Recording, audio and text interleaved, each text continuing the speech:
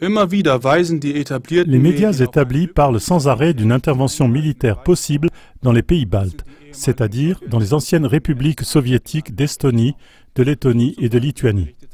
Le magazine politique Rundschau de la télévision suisse SRF, par exemple, a relaté la présence en Estonie de milices qui s'entraînent régulièrement les week-ends pour, je cite SRF, se préparer au pire.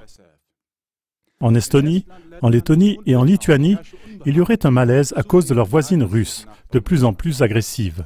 Mais quand on regarde d'un peu plus près l'argument de la prétendue agressivité de la voisine russe, il y a finalement ces deux affirmations qui reviennent toujours.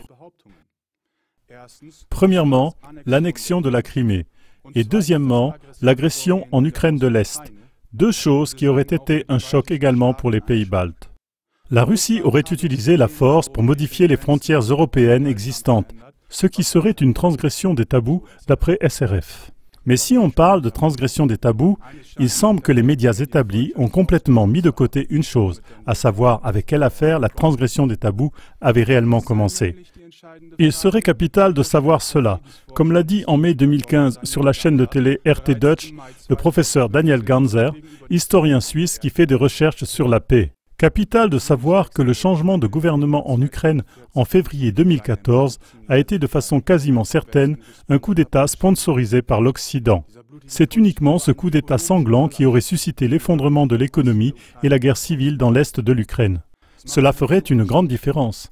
En effet, si c'est le gouvernement des États-Unis ou les pays de l'OTAN qui ont réellement renversé le gouvernement légitime de Kiev, la suite des événements en Crimée serait en fait une riposte et c'est l'OTAN qui serait à l'origine de la transgression des tabous.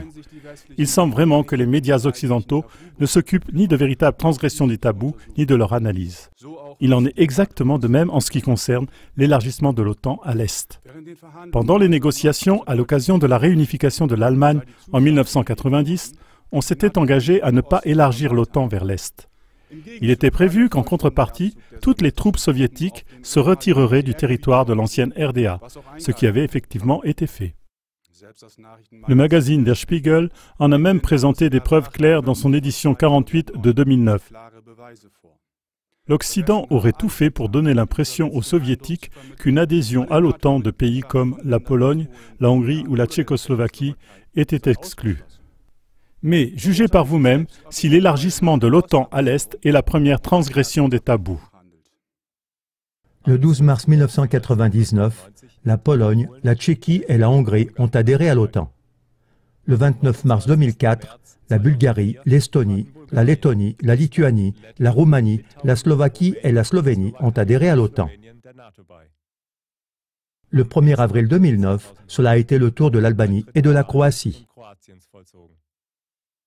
Le 19 mai 2016, le Monténégro a été accueilli dans la coalition de l'OTAN. La Géorgie et l'Ukraine, pareillement, aimeraient adhérer à l'OTAN le plus tôt possible. La Macédoine de même s'intéresse à une adhésion. Également, en ce qui concerne les dépenses militaires, les pays de l'OTAN dépassent largement la Russie. Ainsi, le représentant russe de l'OTAN, Alexander Grushko, a dit le 16 février 2016 que les dépenses militaires de l'ensemble des pays européens de l'OTAN, plus de 250 milliards d'euros, dépassent le budget militaire total de la Russie et de la Chine réunis. Et pourtant, les pays européens de l'OTAN ne contribuent même pas pour 30% de l'enveloppe budgétaire de l'OTAN, les États-Unis en assurant plus de 65%. Selon une étude de l'Institut international suédois de recherche sur la paix, CIPRI, les dépenses militaires de l'OTAN se sont élevées en 2015 à 904,9 milliards de dollars, dont 595,5 milliards apportés par les États-Unis à eux seuls.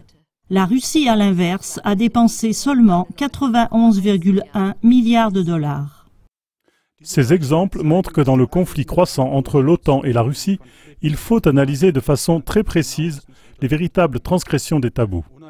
Le film russe Crimée, Le retour à la patrie, que Klagemauer.tv a traduit en allemand, est indispensable pour avoir une autre image sur les véritables transgressions des tabous dans le conflit entre l'Ukraine et la Crimée. Vous allez pouvoir regarder maintenant la réponse du professeur Daniel Ganser expliquant qui, selon lui, a commencé le conflit entre l'Ukraine et la Crimée. L'interview a eu lieu en mai 2015, donc un an après le putsch en Ukraine. Depuis, comme Daniel Ganzer l'a exposé dans plusieurs conférences, il n'est plus guère contesté que c'était un putsch sponsorisé par l'Occident. Mais pour ce spécialiste de la recherche sur la paix, il était primordial déjà à l'époque de savoir qui avait vraiment commencé le conflit, une question que les médias occidentaux n'ont jamais ni posée ni analysée.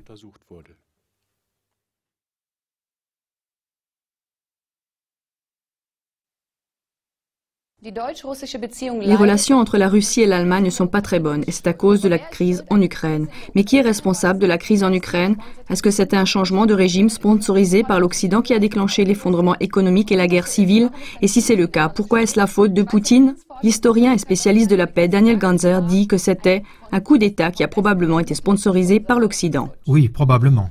Pourquoi répondez-vous de manière si prudente? Parce que ce n'est pas encore clair.